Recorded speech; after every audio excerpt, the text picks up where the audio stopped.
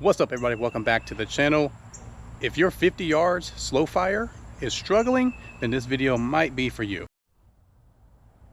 In the normal non-shooting world, I am an autopsy technician where I work at a hospital and I perform autopsies to determine causes and manner of death of our patients. Now you're probably asking, what in the hell does that have to do with shooting or bullseye or in general? Well, let me explain. So in January, when I decided to get back into the sport and really grind my goals out, I wrote my goals down on a piece of paper which said President's 100. And then from there, I did an autopsy on my previous scores and on my shooting ability to determine the cause and manner of death of my scores, so if that makes sense. And so what I determined during this autopsy of my scores and my shooting skills was my slow fire absolutely sucked. So, and that's where I started with my training plan and began focusing on my weaknesses as a shooter. So in this video, I'm going to leave you with 3 tips that helped me with my slow fire scores. All right, so the first thing that I want to talk to you about is your grip on the pistol. When you grip the pistol, you want to make sure that you are creating a straight line from front sight to rear sight to going straight down your arm. So when you grip the pistol, you want to make sure your pistol is creating a straight line from front sight to rear sight to down the arm, a straight line all the way down the arm. Let me show you. And what I mean by that is, let me kind of get turned here so you can maybe like this here, maybe. What I mean by that is you want to turn this pistol, get a good grip on it. And when you get settled in, you want to make sure everything's in a straight line all the way down the arm.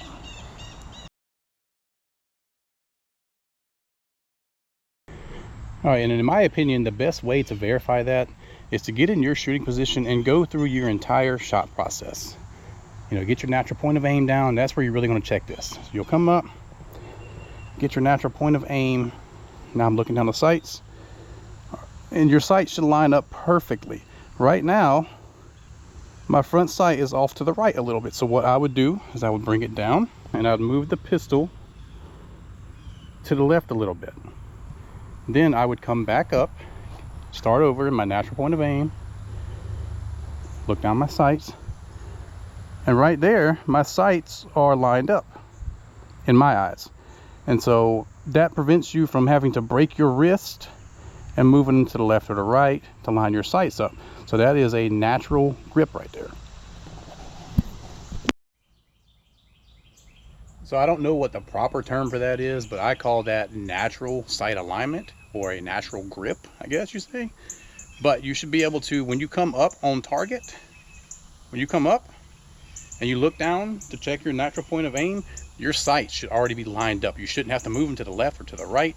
If your sights are not lined up, you need to bring it back down, move it to the left or right, up or down, whatever the case may be, in your grip. Cinch down the grip a little bit more, come back up, check it again. And when you turn your head or open your eyes, your sights should already be aligned. All right, tip number 2 is going to be footwear. Right, and I know a lot of people wear boots, some people wear, you know, tennis shoes, whatever the case may be. Obviously you wear what's comfortable for you, but for me, where I found it really contributed to my scores was wearing a pair of flat-soled shoes like these Vans here. So the Vans, they're very flat-soled. They'll work really good on most ranges where they have a cement ground that you can stand on and shoot. They can't parry, it was still a little harder, but I find wearing the flat-soled shoes helped me maintain a better balance, if that makes sense. You know, where you have high arched shoes or boots, you know, you can rock back and forth. You know, it's easy to kind of get off your balance a little bit. I found that the flat-soled shoes helped a lot more with my balance, which allowed me to have a more tighter and stronger hold at 50 yards.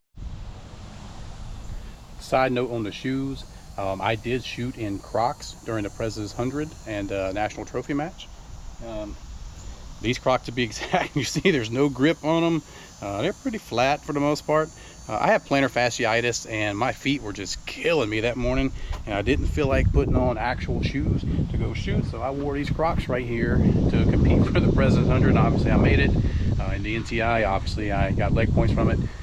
So footwear is important, whether it's Crocs or Vans or boots, whatever it may be. But just a side note, Crocs can do the job also.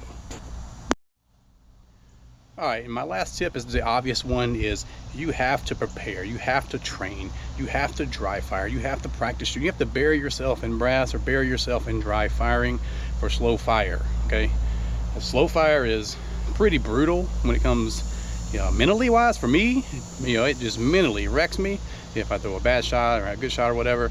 You have to prepare for slow fire, and the only way to get better is to actually get out there and do it, guys. I think next week I will start doing some actual live fire practices and training and videos, so it should get a little more interesting on the channel. I'm trying to get back into the groove of getting this channel back to active, so just bear with me and we'll get it up and running pretty good.